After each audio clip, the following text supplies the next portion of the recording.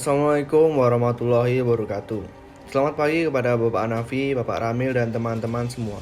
Perkenalkan, nama saya Yogi Surar Pratama, NIM 20811334161. Saya dari kelas B, Prodi Administrasi Perkantoran Gunung Kidul Angkatan 2020. Di sini saya akan menyampaikan hasil analisis kepemimpinan berdasarkan konsep. Adapun pemimpin yang saya analisis yaitu Adolf Hitler. Tanpa berlama-lama, mari masuk pada pembahasannya. Adolf Hitler adalah seorang politikus Jerman dan ketua Partai Nazi atau Jerman Nationalist Socialist Deutsche Arbeitspartei atau yang disingkat sebagai NSDAP, Partai Buruh Sosial Nasional Jerman. Adolf Hitler lahir pada tahun 1889 di Braunau, Austria. Selama Perang Dunia Pertama, ia masuk angkatan bersenjata Jerman, terluka dan menerima 2 medali untuk keberaniannya. Pada tahun 1919, ia bergabung dengan sebuah partai kecil sayap kanan di Munich dan segera berubah nama menjadi Partai Buruh Nasionalis Jerman atau yang disebut sebagai Nazi. Dalam waktu 2 tahun, dia telah meningkat menjadi pemimpin yang tak tertandingi yang dikenal di Jerman sebagai Führer.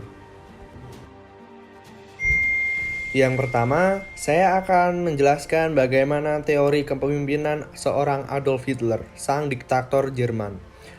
Keberhasilan Adolf Hitler dapat dilihat dari perilakunya dalam menjalankan fungsi kepemimpinan. Perilaku kepemimpinannya dapat dilihat dari cara mengambil keputusan, cara memerintah atau menginstruksi, cara memberi tugas, cara berkomunikasi, cara mendorong semangat bawahan, cara membimbing dan mengarahkan, atau dari cara menegakkan disiplin. Adolf Hitler menjadi pemimpin yang sukses pada masanya, meskipun ia secara luas dianggap oleh dunia sebagai manusia paling kejam dalam sejarah. Hitler sebagai seorang pemimpin memiliki kemampuan luar biasa untuk mempengaruhi orang lain melalui pidatonya. Keahlian berorasi inilah yang membuatnya sempat menarik banyak pengikut. Melalui pidato-pidatonya, Hitler berhasil menyampaikan ide-idenya dengan antisemitisme, anti-Yahudi, anti-komunisme, semangat Lebensraum, dan Ekumenika pada orang-orang yang sebagian besar kecewa dengan kekalahan Jerman dalam Perang Dunia yang Pertama. Pidato Hitler mempengaruhi pikiran banyak pendengar dan mempermainkan emosinya. Hal ini membuat partai sangat bergantung padanya. Sejak Hitler masuk keanggotaan Partai Buruh, awalnya hanya puluhan orang, berkembang pesat menjadi ratusan bahkan ribuan orang. Untuk meningkatkan dukungannya, Hitler sering mengadakan pawai yang diakhiri dengan pidato-pidatonya yang penuh nafsu. Selain orator, Hitler juga ahli strategi, memanfaatkan kemarahan rakyat terhadap pemerintah karena hyperinflasi dan pendudukan Prancis di Ruhr. Hitler memicu pemberontakan. Meskipun pemberontakan ini gagal karena media, Hitler juga merekrut orang-orang kompeten dan berpengaruh seperti Ernst Röhm, Hermann Göring, dan Joseph Goebbels.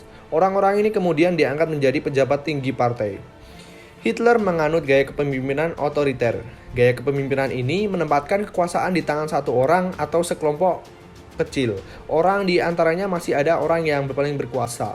Pemimpin bertindak sebagai penguasa tunggal. Orang-orang yang dipimpin yang jumlahnya lebih banyak adalah pihak yang dikendalikan, yang disebut sebagai bawahan. Kedudukan bawahan semata-mata sebagai pelaksana keputusan, perintah, bahkan kehendak pemimpin. Pemimpin melihat diri mereka sebagai superior dalam segala hal untuk bawahan mereka. Ketika Hitler menjadi pemimpin Jerman, gaya kepemimpinannya berhasil membawa Jerman pada kondisi full employment, bahkan jika situasinya tak meningkatkan kualitas daya beli masyarakat. Selanjutnya, konflik dan negosiasi. Argumen tersebut berkisar pada catatan-catatan yang membingungkan dan tidak meyakinkan dari pertimbangan-pertimbangan dalam kabinet Churchill pada bulan Mei dan Juni 1940 mengenai apakah Inggris harus membahas syarat-syarat perdamaian dengan Jerman. Catatan-catatan yang telah diperdebatkan oleh para sejarawan selama 30 tahun bahwa mereka telah tersedia. Tidak ada kesepakatan bahwa kabinet memperdebatkan apakah Inggris harus menyuarakan Hitler tentang persyaratan perdamaian, seperti apa yang mungkin dia tawarkan.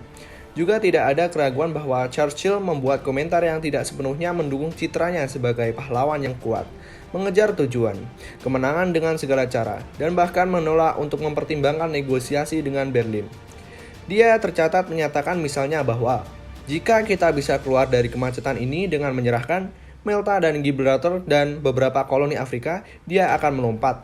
Meskipun dia tidak melihat apapun, proses seperti itu dia juga menyatakan bahwa dia siap untuk menerima perdamaian dalam hal pemulihan koloni Jerman dan penguasa Eropa Tengah. Ya mungkin termasuk pendudukan berkelanjutan dari Cekoslovakia dan Polandia Barat. Meskipun sekali lagi, dia mengatakan bahwa tawaran semacam itu adalah sangat tidak mungkin. Pertanyaannya adalah, bagaimana menafsirkan pernyataan ini? Bagi sejarawan seperti John Lucas menulis beberapa buku pada periode itu, dan Martin Gilbert, penulis biografi resmi Churchill, yang menggambarkan Churchill sebagai pahlawan tanpa kompromi. Pernyataan seperti itu hanyalah bukti keterampilan politik Churchill yang luar biasa. Pertimbangkan konteksnya. Churchill membuat pernyataan itu selama debat dengan sekretaris luar negerinya, Lord Halifax, salah satu pendukung perdamaian yang paling bersemangat di tahun 1930-an. Halifax berusaha meyakinkan kabinet bahwa Inggris harus segera mengirim antena kepada Hitler, dengan alasan bahwa jika negosiasi dilakukan, semakin cepat mereka memulai semakin baik, karena persyaratan perdamaian kemungkinan akan lebih dapat diterima saat Prancis masih dalam perang. Dan sebelum pabrik pesawat Inggris dibom, dengan demikian, argumen Churchill untuk menunggu persyaratan yang lebih baik sebenarnya adalah cara untuk menepis permohonan Halifax untuk segera melakukan negosiasi atau pembicaraan damai hanyalah taktik debat. Sejarawan revisionisme seperti Sheila Labrador, Direktur think tank Inggris Politia, Cliff Pointing, seorang profesor di Universitas Swansea, Walsh and Andre Robert, penulis biografi Halifax, mengatakan hanya ada sedikit bukti untuk interpretasi itu dalam catatan sejarah. Halifax menurut mereka bukanlah seorang pecundang. Dia sama sekali tidak mengerti bahwa pada akhir Mei 1940 sangat sedikit yang dapat ditawarkan oleh Inggris dan Prancis kepada Hitler, bahwa dia belum dalam posisi untuk merebut. Churchill di sisi lain mengakui bahwa paling tidak Inggris harus bermanuver ke posisi tawar yang lebih baik dengan mengatakan akan tiba saatnya ketika kita merasa bahwa kita harus mengakhiri perjuangan, tetapi persyaratan tidak akan lebih fana daripada yang ditawarkan kepada kita sekarang. Apa yang dilupakan orang menurut para revisionis adalah bahwa selama dalam kabinet pada tahun 1940, setiap pembuat kebijakan Inggris berasumsi bahwa tanpa penyelesaian yang dirundingkan, 1/4 juta tentara Inggris yang terungkap di Dunkirk akan dibunuh dan ditangkap. Mereka juga berpendapat bahwa gagasan gencatan senjata bersenjata dengan Jerman tidak membawa semangat moral yang sama sekali seperti sekarang. Bahkan Churchill berspekulasi pada tahun 1935 bahwa Hitler akan tercatat dalam sejarah sebagai orang yang memulihkan kehormatan dan ketenangan pikiran bangsa Jerman yang besar. Akhirnya, mereka berpendapat bahwa pada bulan Mei tahun 1940, Inggris berada di bawah kendala ekonomi dan militer yang bahkan lebih parah daripada yang telah mengilhami kebijakan perbedaan tahun 1930-an. Melanjutkan perang dengan sendirinya akan mengakhiri Inggris sebagai kekuatan independen melalui kebangkrutan nasional. Memang, peruntuhan ekonomi yang tak terhindarkan ditambah dengan prospek tragis yang suram, mungkin tampaknya mengarah pada satu jawaban. Dunia menerima bahwa Jerman bahwa saat itu mendominasi Eropa dan membuat perdamaian sebaik mungkin dengan rezim Hitler. Berikutnya, politik kekuasaan. Para jenderal menyatakan kekaguman atas keterampilan dan tujuan politik Hitler. Menteri Pertahanannya dari tahun 1933 hingga 1938, Jenderal Werner von Blomberg mengatakan bahwa kebangkitan Hitler ke tempuk kekuasaan mewakili keinginan nasional yang luas dan realisasi dari apa yang telah diperjuangkan banyak orang terbaik selama bertahun-tahun. Sebaliknya, sikap mereka terhadap kepemimpinan militernya menjadi panas dan dingin. Mereka sering mengenali bakat-bakatnya jauh lebih baik daripada yang ingin mereka akui. Di lain waktu, mereka mencoba melawannya, meskipun lebih jarang, kurang efektif dan kadang-kadang kurang dapat dibenarkan daripada yang mereka klaim kemudian. Bagaimanapun, dia menjadi semakin tidak percaya dan menghina mereka kepada sebuah kelompok. Terlepas dari kesetiaan yang tak kunjung padam, yang sebagian besar dari mereka tunjukkan sampai akhir. Pada awal tahun 1938, ia terdengar mengatakan bahwa setiap jenderal itu pengecut atau bodoh dan pendapatnya semakin memburuk seiring waktu. Sepanjang akhir tahun 1920-an dan awal 1930-an, Nazi mengumpulkan dukungan elektoral yang cukup untuk menjadi partai politik terbesar di Reichstag. Dan campuran ketajaman politik tipu daya dan kelicikan Hitler mengubah status non-mayoritas tetapi pluralitas partai menjadi kekuasaan pemerintah yang efektif di Republik Weimar yang sakit tahun 1933. Setelah berkuasa, Nazi menciptakan mitologi seputar kebangkitan mereka ke tempur kekuasaan, dan mereka menggambarkan periode yang kira-kira sesuai dengan cakupan artikel ini sebagai Kampfzeit masa perjuangan atau Kampfjahre tahun perjuangan. Pada 10 Maret tahun 1931, dengan meningkatnya kekerasan jalanan antara Rockford dan SA mematahkan semua hambatan dan harapan sebelumnya.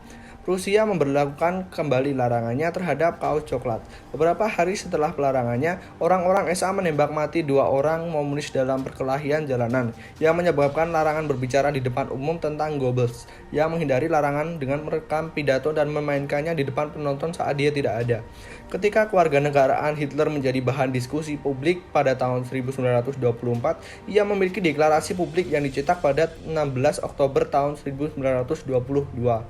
Hilangnya kewarganegaraan Austria, saya tidak menyakitkan bagi saya karena saya tidak pernah merasa sebagai warga negara Austria, tetapi selalu sebagai orang Jerman saja. Mentalitas inilah yang membuat saya menarik kesimpulan akhir dan melakukan dinas militer di Angkatan Darat Jerman. Selanjutnya, kepemimpinan pikiran dan hati seorang Hitler. Hitler pertama-tama dan terutama bertekad untuk memerintah secara pribadi. Menurut apa yang disebut prinsip pemimpin, Führerprinzip, otoritas tertinggi ada padanya dan diperluas ke bawah. Di setiap tingkat, atasan memberi perintah, bawahan mengikuti mereka sesuai surat. Dalam praktiknya, hubungan komando lebih halus dan kompleks, terutama di tingkat yang lebih rendah. Tetapi Hitler memiliki keputusan akhir tentang subjek, apapun yang dia minati secara langsung, termasuk perincian operasi militer, yaitu arahan pasukan yang sebenarnya di lapangan. Terlebih lagi, seiring berjalannya waktu, dia mengambil alih posisi yang memberinya kendali lebih langsung.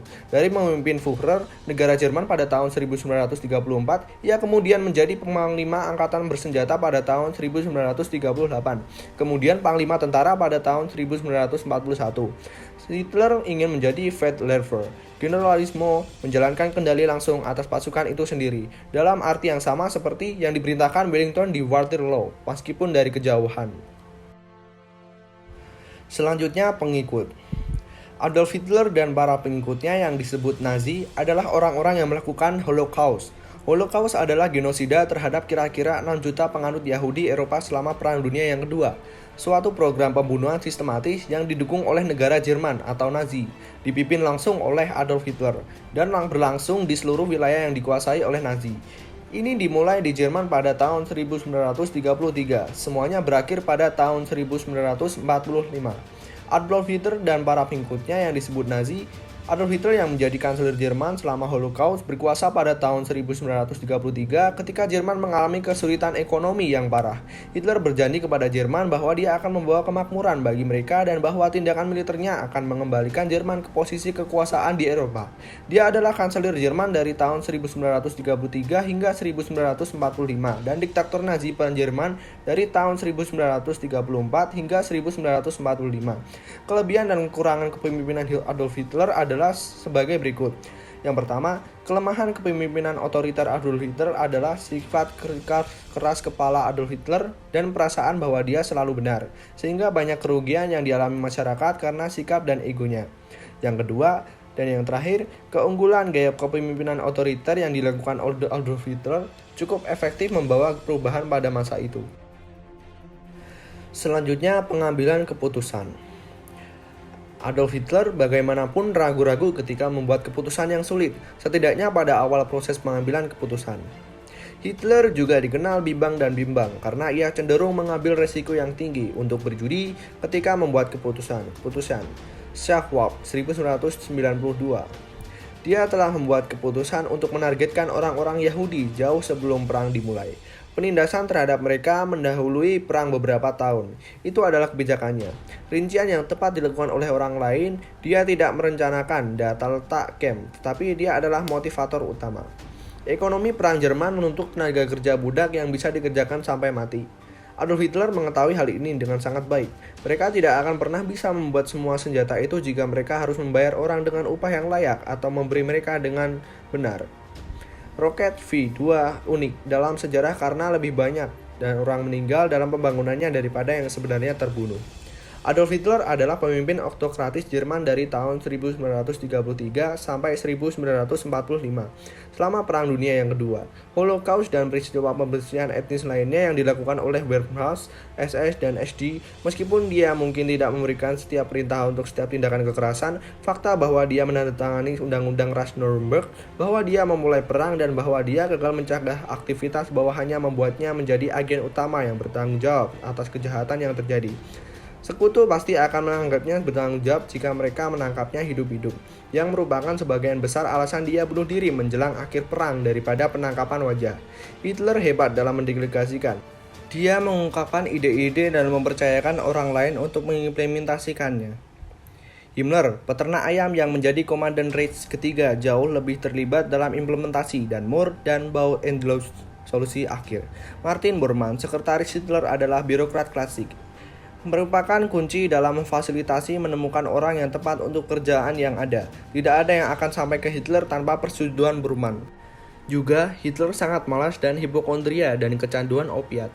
Dia tidak bisa diganggu dengan detail yang membosankan dari solusi akhir. Namun dia melibatkan dirinya dengan operasi militer dengan hasil yang membawa malapetaka. Dia terpaku pada Stalingrad dan bertanggung jawab atas pemusnahan tentara ke-6 Field Marshal Paulus pada tahun 1942. Mengenai pertanyaan kedua, Anda tentang Hitler yang bertanggung jawab atau hanya wajah Nazi, saya akan mengatakan keduanya. Hitler adalah produk pada masanya. Dia mengartikulasikan keadaan pikiran Jerman dan memanfaatkan Malaysia yang dirasakan oleh orang Jerman setelah Perang Dunia yang Pertama. Memenangkan Hitler sebagai satu-satunya yang bertanggung jawab atas peristiwa-peristiwa berikutnya akan menjadi cara yang mudah dan nyaman untuk menudingkan hanya satu orang jahat, yaitu Adolf Hitler. Jadi saya akan mengambil kesimpulan dari teori leadership dari seorang Adolf Hitler. Konsep kepemimpinan yang diusung oleh Adolf Hitler merupakan salah satu model kepemimpinan yang banyak digunakan oleh para pemimpin diktator. Kepemimpinan ini identik dengan kekejaman karena cenderung menghalalkan segala cara untuk mempertahankan suatu kekuasaan. Kepemimpinan tangan besi ini mengabaikan pertimbangan moral dalam konteks politik praktis. Karena itu, kepemimpinan semacam ini lebih cenderung mengarah pada penindasan, bahkan pembunuhan massal atau pembantaian racial dan genosida, selama stabilitas kekuasaan tidak terganggu. Demikianlah beberapa hal yang bisa saya sampaikan. Sebelumnya saya mohon maaf yang sebesar-besarnya kepada teman-teman dan Bapak Hanafi selaku dosen mata kuliah kepemimpinan. Apabila di dalam penyampaian tadi mungkin ada kesalahan kata atau beberapa pernyataan yang menyinggung Bapak atau teman-teman sekalian, saya ini hanya manusia biasa yang tidak luput dari kesalahan. Maka dari itu mohon dimaafkan. Saya Yogi Surapratama pamit undur diri. Wassalamualaikum warahmatullahi wabarakatuh.